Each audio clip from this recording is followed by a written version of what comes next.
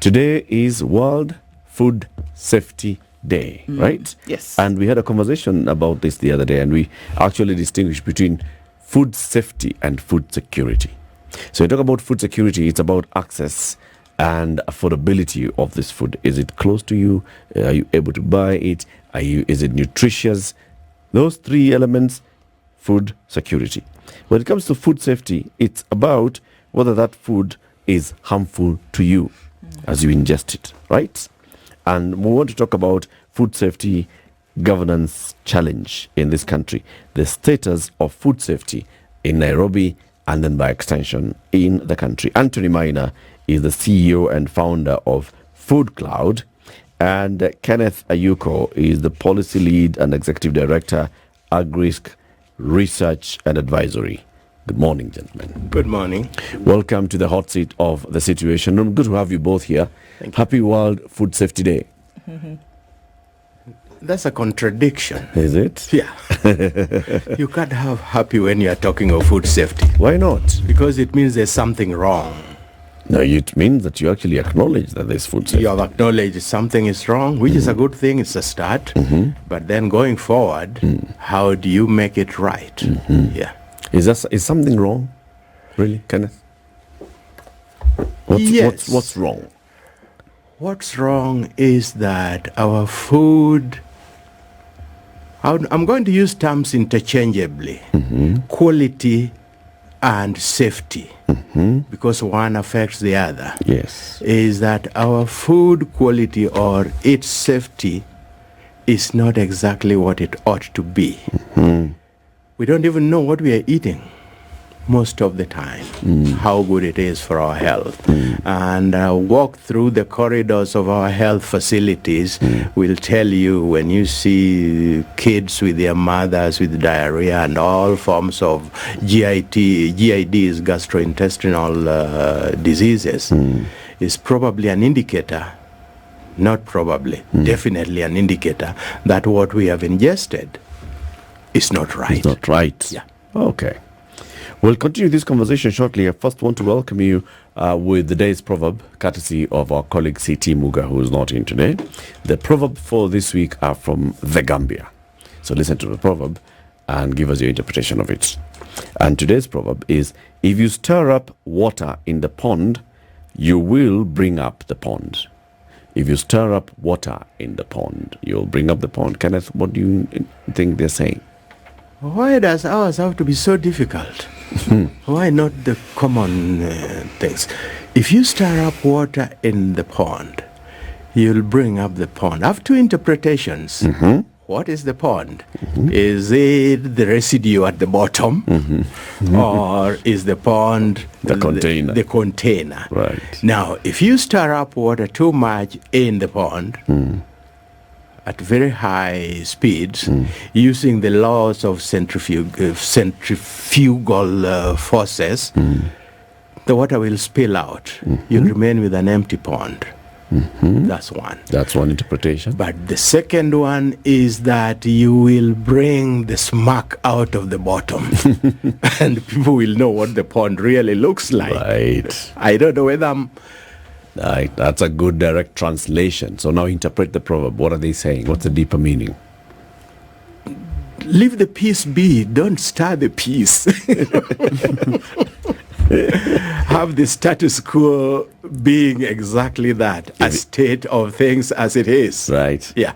Okay, that's a good one. Anthony, what's your interpretation?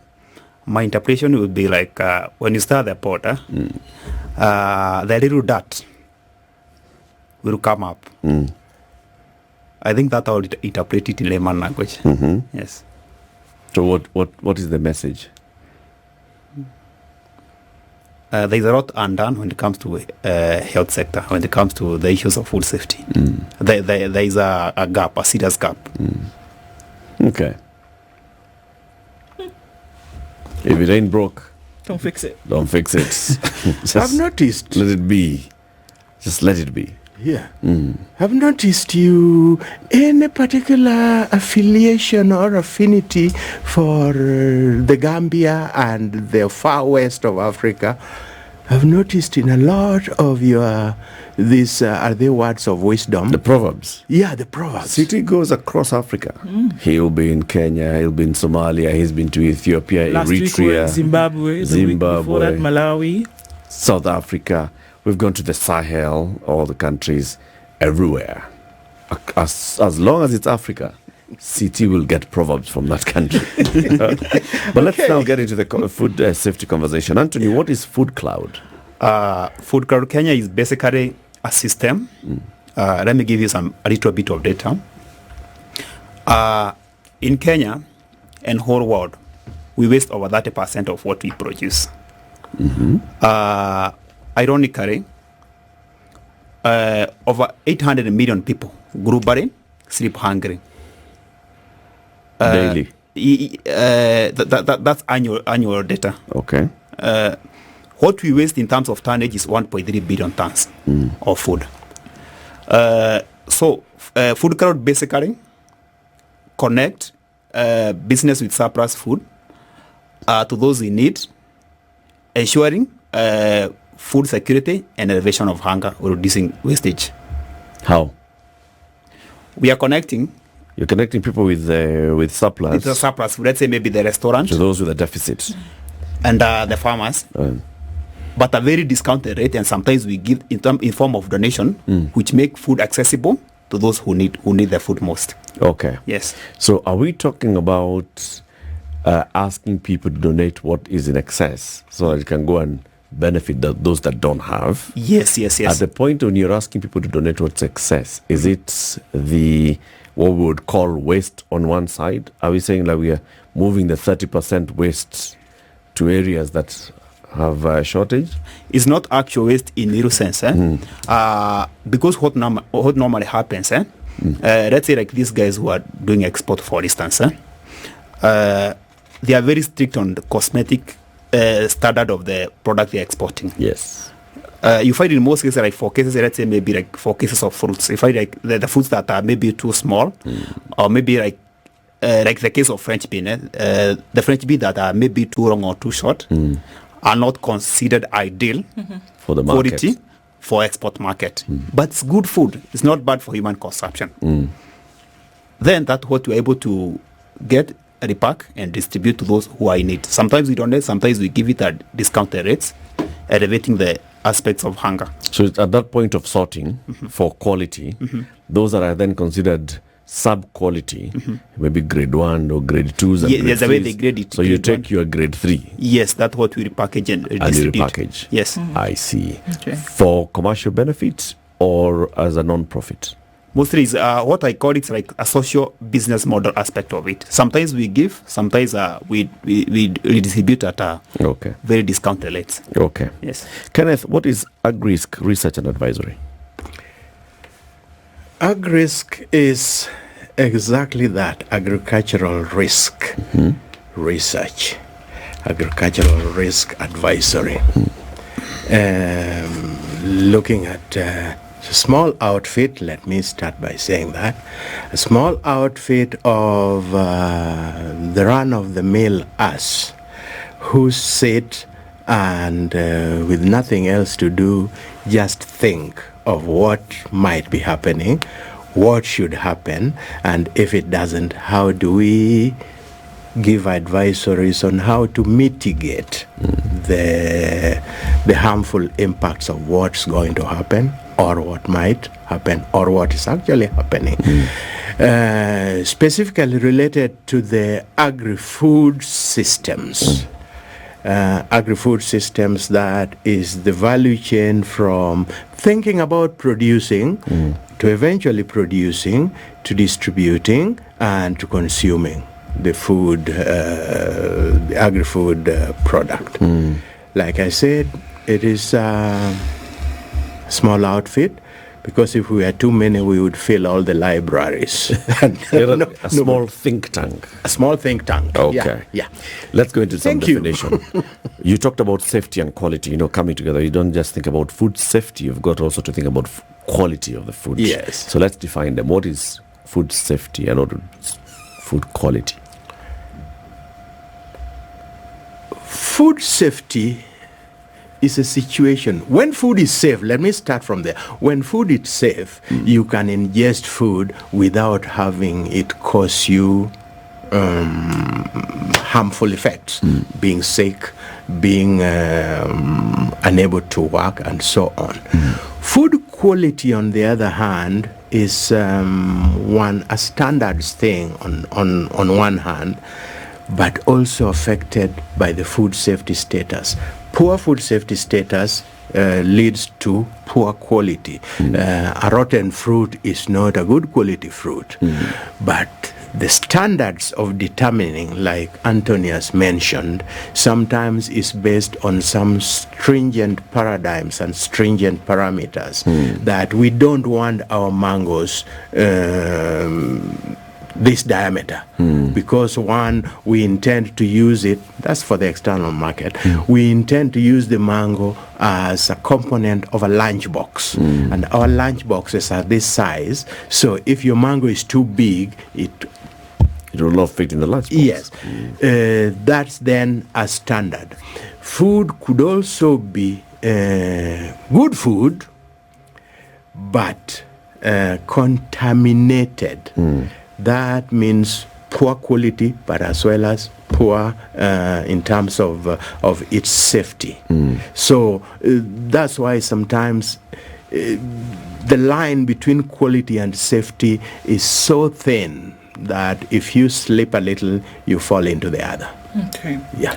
What are we looking at then in terms of, if we look at food in general, and let's use Kenya, and we talk about food that has been harvested, grown, etc., what is the percentage of food that would be deemed unsafe in Kenya today, for example? I'll look it from export perspective, because you find like for the cases of French beans, okay, sometimes they are rejected on basis of let's say maybe like what I was trying to explain, not meeting the cosmetic standards, but at some cases, according to the data on public portal, you find like over 40% of French bean is rejected. And in some cases, rejected for what purpose? For what? The reason why it happens is because of high residue level of the pesticides, which is at 40%. So you can calculate it from that. So that food then would be deemed to be unsafe for human consumption. Okay. Yes. Okay. And that's just in one sector. French beans. If we looked around the country and we say that food that is being farmed, harvested, and then essentially gets to the plates of Kenyans, are we looking at the same numbers, Kenneth? We have a dearth of research data. So empirically, we could say it is high. How high, nobody knows, because there are so many factors that impinge on the quality of our food, on the chemical content, the chemical contamination, on bacterial and microbial contamination. And when you look from an agri-food systems perspective, you have to try to find out at what point did the contaminant get in. And that is such a wide array. I'll give you an example. Food is grown in the soil. And the soil, by definition, unfortunately, is called dirt, which means it is dirty. But number two, that dirt then gets added onto it some other elements. If we take our Nairobi, for instance, we have the largest industrial area in this country, using chemicals and spewing chemical waste into our river systems. And this river system then traverses the country going down to the Indian Ocean. And you don't know how much lead, for instance, is in the water down in Sabaki. You don't know how much arsenic is down in the river in Makueni, and so on. And studies have not been conclusively done to determine. And after you've done that, how much of that seeps into the food system? Right. We don't know. So we are working from a perspective of what could be there. Do we have the capacity to empirically tell the world or tell ourselves in Kenya and the Nairobi consumer that what we are consuming has got arsenic, has got mercury, has got lead, which originated from the factory you work in? So don't we are have not that. able to test. We are not able to tell conclusively. At the point of production. Yeah. Are we able to test post-harvest? Post-harvest, yes. We should be able to tell. But that is then contingent on our capacity for monitoring and doing the analysis. Do we have that capacity? I'll give you an example. Take our very famous popular markiti. Our food has come in from Sabaki. It is probably pineapple or mango or whatever. Yep. Or it is chili from Makueni, or it is pawpaw from Kitengela, and so on. It has come in. How do we handle it? Because it could be safe, it's food safe, but how do we handle it at the point in of Marikiti. sale in Marikiti? Right. I would recommend we do a guided food tour to Marikiti to find out what impinges on the food you eat.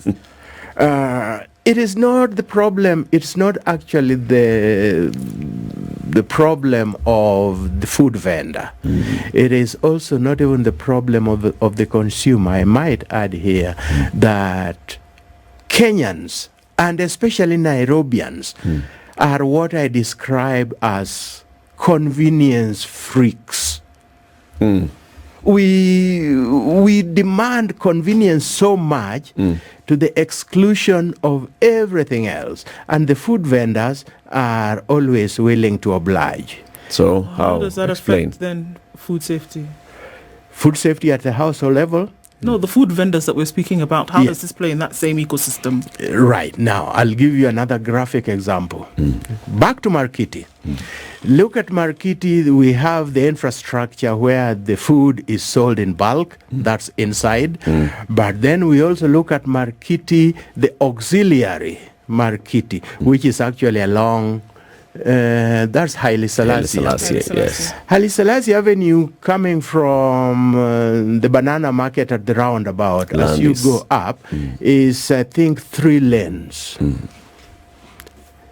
Motorized transport uses only 1 lane.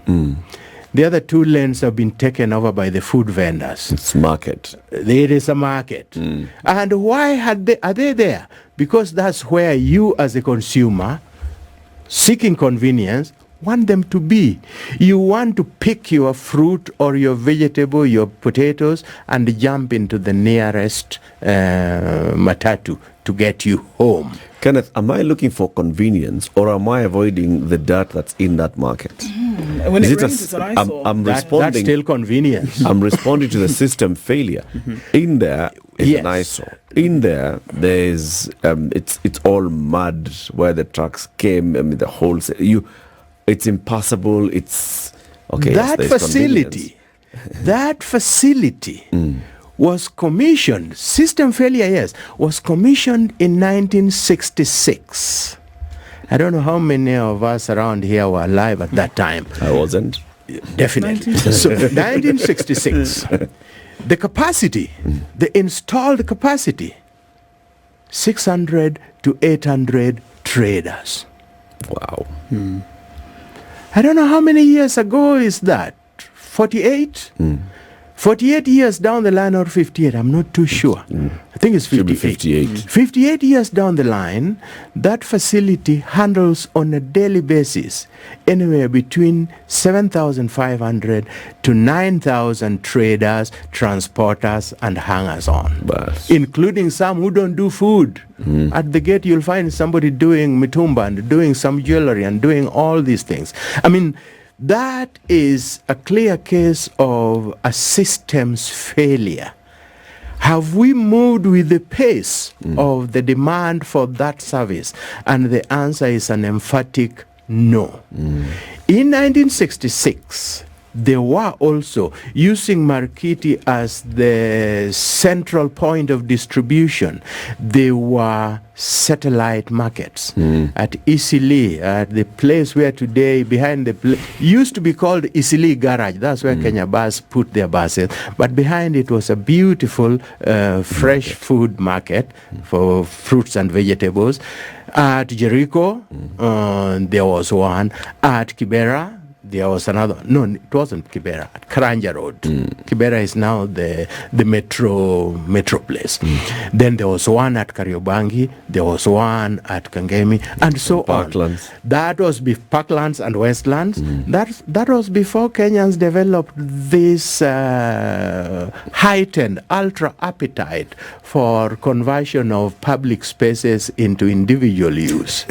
So, I mean, these are all systemic and institutional failures that have impinged on how we handle our food and therefore affecting the quality of our food. So, Anthony, we'll talk about food safety and quality in Nairobi.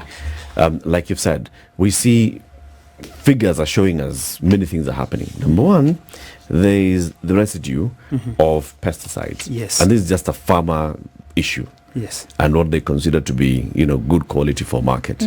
So 2 days before, morning of harvest, go with your knapsack and you're spraying your nyanyas so that you can take them to the market. Yeah. Maybe that is responding or reacting to the consumer, because the consumer wants to see the very red nyanya that come to the market. That's what they're going to buy. That's what they consider to be quality. It's true. Food. Okay? So we end up with that demarcation of the export market and the local market. Yes. And in fact, there's a point where in Kirinyaga County, farmers of French beans had been banned from exporting. Yes. Because of these residues in their produce. And now here again we hear allegations, I don't know how true they are, some people swear that it's very true, that there's a farm for export and there's a farm for local market. Yes. These export guys with their maneno mingi, you give them their corner of the cloth. Yeah. And then we have now this one for the local market where you go and spray in the morning because the guy at Marikiti wants to see the red nyanya. All right? How do we address all these issues when now it comes to what we are consuming in Nairobi, in our market? Because we are the ones who are demanding. I want to see this, and this is what I consider to be quality food. It ends up being unsafe.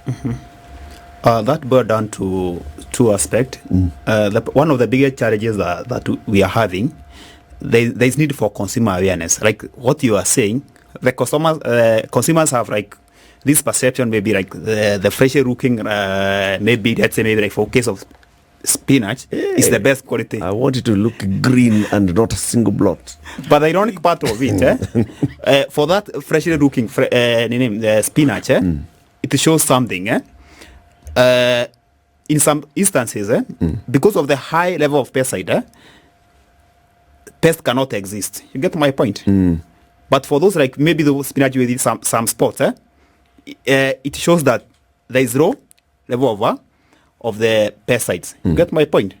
But the consumers do not know that. Other thing, what normally happens, like for these guys who are doing after the export, after this product have been rejected at export processing zone, there is the case of French bean. Do you know what normally happens? The rejected product, because of the high residue level of the pesticides, in some cases is what ends up in our market. In our market, and that's what sold as the reject. You get my point? So there is a gap. There is need, however, it should come from the law enforcement agencies like KEBS on traceability of this consignment maybe have been rejected for export. Where does it head? Should it be destroyed, or what do we go about it? But that's what Food Cloud comes in. You guys now come in to take that has been rejected and bring it to us. No, I'm very careful because I don't take that. Because I trace back, why has it been rejected? Right. It is on what basis? Is it on basis of cosmetic conditions, or because of the residue level? Okay. Yes. So you make sure that then that doesn't end up. Doesn't end up do you have any indication of statistics of the amount of food in our markets, and we know where the markets are, that would have questions of quality? You, Kenneth, you can respond to this Maybe at some point. Kenneth can respond. By the way, where is our market in Nairobi? Our market? Do you only have one? Exactly. Nairobi, because of that issue of convenience, Nairobi is one contiguous food market. How long do you have to drive before you get across a vendor? How long do you have to step out of a matatu before you are stepping on somebody's fruits being sold? Nairobi is one big food market. And that creates challenges when you now have to deal with analysis of quality, monitoring. I mean, where do you place the people? And it becomes difficult then to have some of, what do we call them? Some of the standards or practices that should be in place to assure quality. The HACCP, the hazard analysis and critical point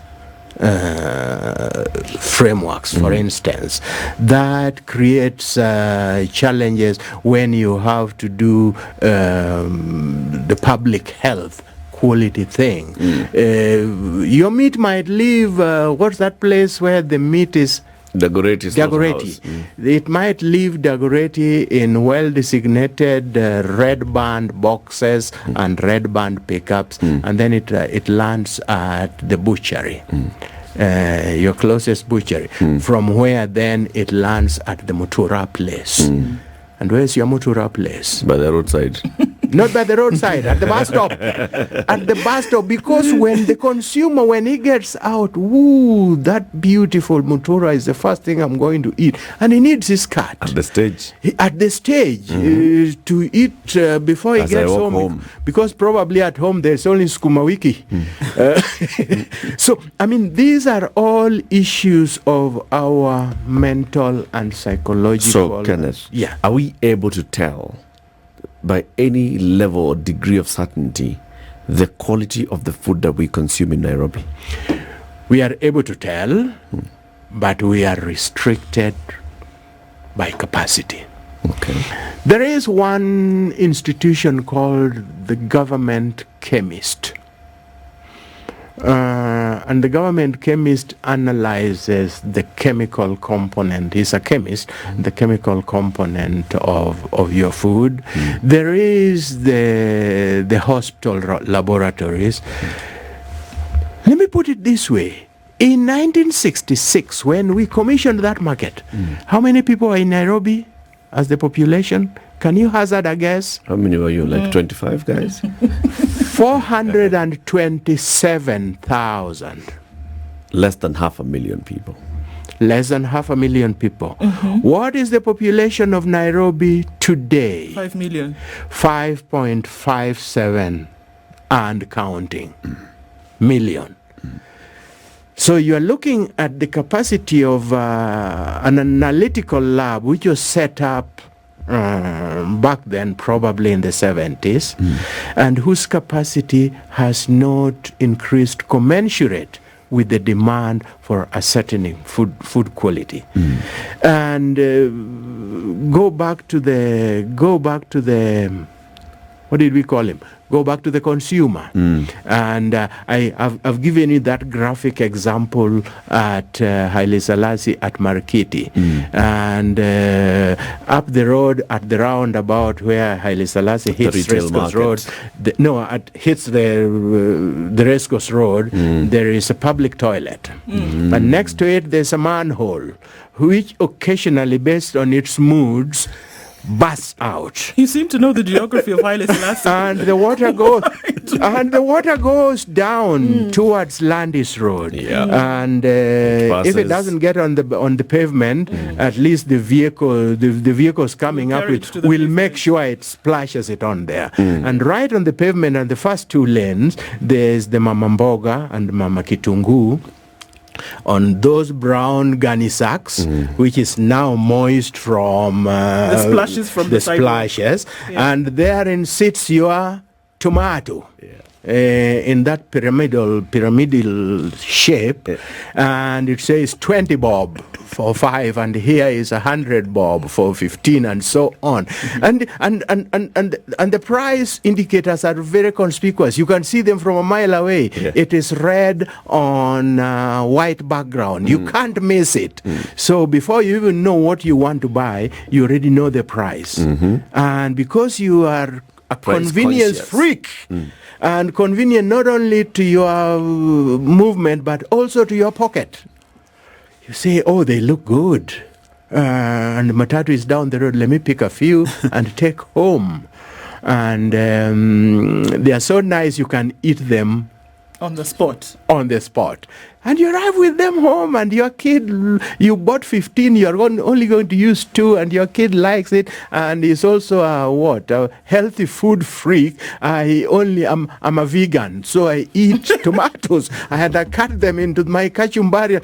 I mean, this is the kind of environment we are talking about. It doesn't take rocket science to tell you that in that environment, there is no way you can ascertain food, even if properly cooked. What happens to your kachumbari? Kachumbari is never cooked. What happens to your fresh fruit? You don't cook mangoes to eat them. So, I mean, there are all these challenges. And when Anthony says consumer awareness, I wonder how many Kenyans want to be made aware. My grandmother used to say, what goes into the stomach is not washed, so I shouldn't bother. To which my mother then would retort, that's why what goes in there should be clean. So, I mean, this is the kind of situation we are dealing with. Our problem is, one, institutions, or their lack of enforcing the institutional frameworks we have put in place.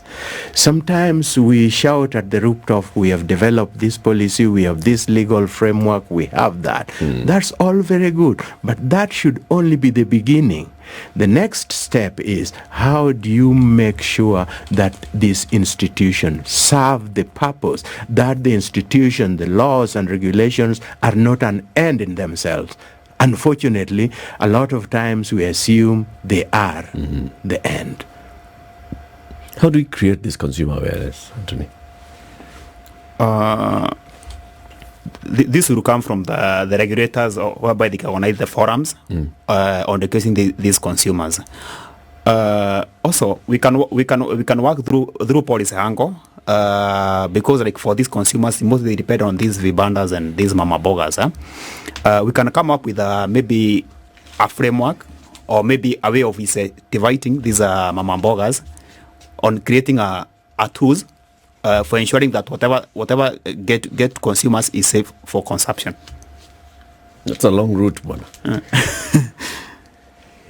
Because we, like you said, if we have a challenge at the institutional level, if the institution does not have the capacity to just do the basics, will it have the capacity to do this, to roll out all these programs and to ensure that the programs are actually reaching the intended audiences? How do we, for example, now that you have this platform, how do you create awareness on the people that this is what you should consider as quality and safe food? This is how we would universally define safe food. When you talk about food safety, this is how you can tell. How can I tell that the bogas I'm buying, like the tomatoes you've described, like wherever I go, so I say, no, because Kenneth told me about that Marikiti area, I'll avoid it. So I'll want to go and buy food which is on, a raised platform. But how can I tell that this is safe food? I will first of all make a disclaimer and an apology. I'm not trying to destroy business at the market. It's important to put that across. Yeah. But we are trying to get the consumer. Most of the time, you don't need a laboratory to tell you that this food was handled in this manner. Just look. Remember, I defined the soil where it is grown as dirt. and also the pavement where it is displayed as dirt. Yeah. I mean, any consumer should be able to see that. But does he? You live in Kileleshwa, not you, but assume you live in Kileleshwa, and I talked about this Nairobi being one massive food marketplace. In the morning, somebody walks to Markiti, and they load their purchases on some kokoteni, and they push it up the hill. You should be going up Haile Selassie Hill, and you sometimes they go like this, so that they are able to maneuver the hill. You remember the law of inclination when you are climbing uphill. And then it lands somewhere in Kilimani, Kileleshwa, and it is put in a kiosk, a corner kiosk, which because of your convenience, you send the housemaid or the kid, oh, go and get me some oranges, or go and get me some from Masai, or from Bogua, or from Mama Otieno. And they go. And because the kiosk is in your neighborhood... It's in Kileleshwa, for Sure, crying out it must loud. be fine. It's in a safe place. Clean kiosk. Yes, it is clean kiosk. But the clean kiosk didn't grow and distribute the food there. Which points to the need for tracing. From a consumer perspective, you have to be able to trace, but you're not bothered with it. Today, since last year, in our parliament, there is the Food and Feed Safety Control Coordination Bill. How many of us know about it?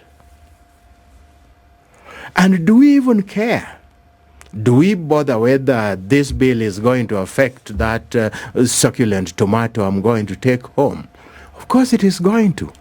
But until we participate in the crafting of this bill, which then will be a law, unfortunately our laws are not, are enforced.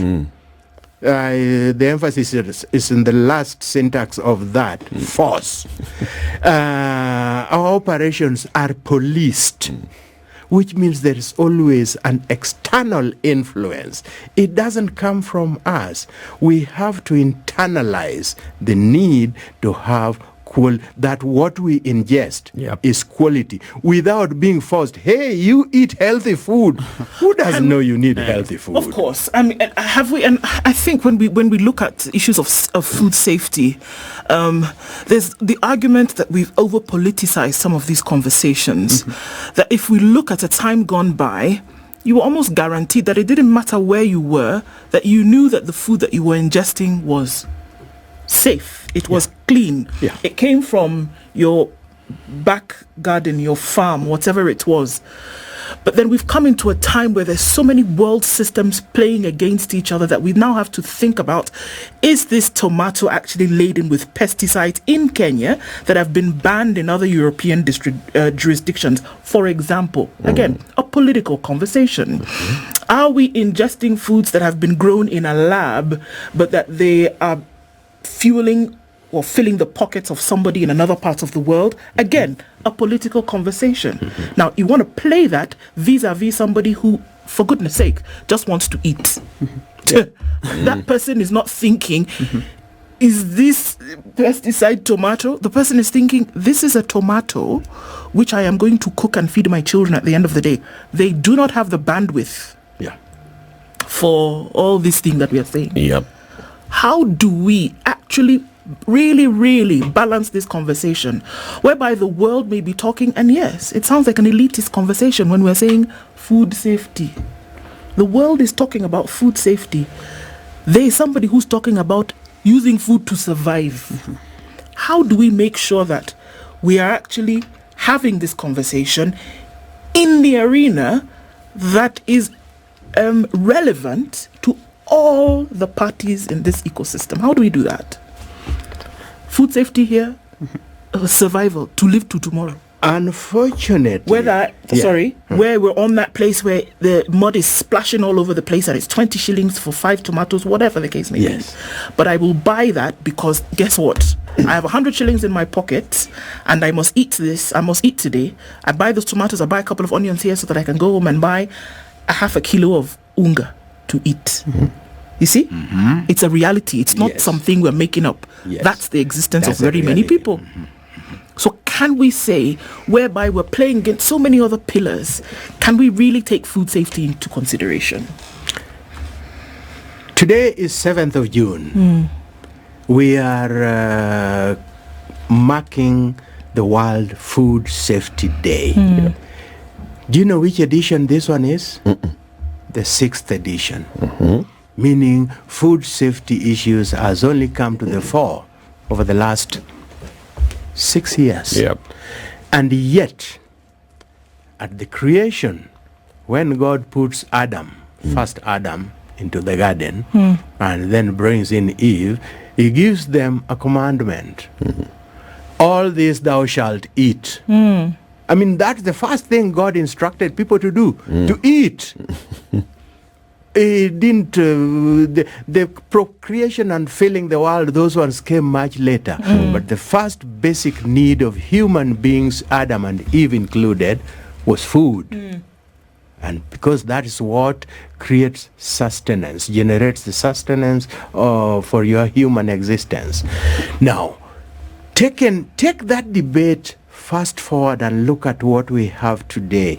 And sometimes I look at, yes, this debate will end here.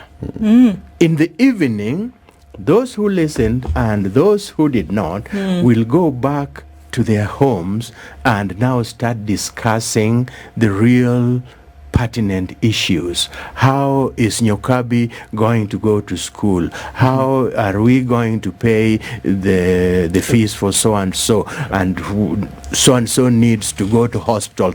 These are things. They don't connect the hospital, the school, and everything else to what we were talking about here. So how do we package our information? Unfortunately, we have not packaged it very well. And when I talk about we, I mean all of us. The food systems, the agri-food systems value chain involves thousands of players. The producer, who is the farmer, and who also happens to be a consumer in his own right, is part of that process. The farm input supplier, who also happens to be a consumer, is part of that system. The distributor at the supermarket or at the roadside is also a consumer and part of that system. The regulator, whether you're talking of KEFIS, you're talking of KEBS, is also the institution populated by consumers. So all of these people know at some rudimentary level the value of safe food. of clean food. You pick cassava from the ground, you clean it. Natural instinct, thinking that is reducing its harmfulness. The thing is, you have what it takes, but you don't have the information to act properly. At the height of the COVID, and this is a story I usually find very heart-rending. At the height of the COVID, one of you media houses were interviewing the street urchins just below Mudhurwa at the Nairobi River, below Gikomba. And they were being asked whether they know about COVID, whether they know it is going to affect their health, and so on. And this young man, about 14 or 15, maybe less, starts talking, and I'm going to try to make it as the sound bites out. Ati we Buda unatuambia nini? Hii maji ndio tunakunywa na hapa ndio tunakula. Hii sasa hiyo COVID ni nini? Kwanza tangu nizaliwe hata sijaenda hosi. I shed tears. Because that's another consumer. But he's a consumer who is trying to cope with this situation. And he probably would benefit a lot more. Have we done in our policies considered him? Have we done in our legal frameworks considered him? Or every time we see him, we police him, we chase him away? A good point, Kenneth. Thank you very much for those good points. I want to end with you, Anthony. As we talk about food safety this year, what is the one thing that you'd like to leave as a message and say, if nothing else, the people who are listening to you, take this to heart? One of the things that I would like to suggest for like all the actors that are involved in food production and distribution, there is need to train and capacity build their staff on proper handling procedures that to promote long-term food safety. Well said. And thank you very much. Anthony Maina is the CEO and founder of Food Cloud. Kenneth Ayuko is policy lead and executive director at the Agrisk Research and Advisory. He says, by his own words, it's a small think tank. Because if we made it bigger, everybody will be part of it. So everybody is involved. Thank you very much for joining us, gentlemen. Thank you so much. Have a lovely day. It's World Food Safety Day. We've been having a food safety conversation. This is the Situation Room, the only way to start your day.